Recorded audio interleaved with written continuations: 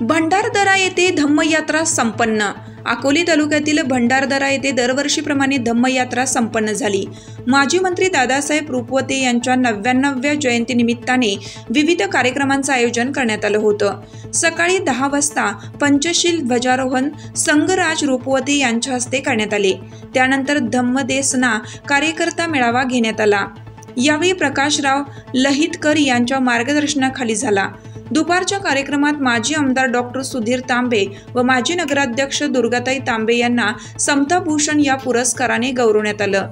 तर कवी किरण Sonawane, doctor Madhavrao Lankeshwar, KB Motghare व शरद तपासे यांना जीवन गौरव पुरस्कार देण्यात आला। सभा अध्यक्ष संगराज रुपवते हे होते। डॉक्टर बाबासाहेब आंबेडकर यांच्या प्रतिमेची सवाद्य मिरवणूक काढण्यात आली। कार्यक्रम यशस्वी करण्यासाठी उत्कर्षा रुपवते, सुरेशराव देठे, राजेंद्र घाईवट, शांताराम संघारे, राजेंद्र गवांदे, अशोक शिंदे, बाळासाहेब साबळे, रवींद्र पवार, अनिल पवार, दीपक गायकवाड, ॲडव्होकेट तनुजा पवार, पोपटराव सोनवणे, वसंतराव भद्रिके आदी उपस्थित होते।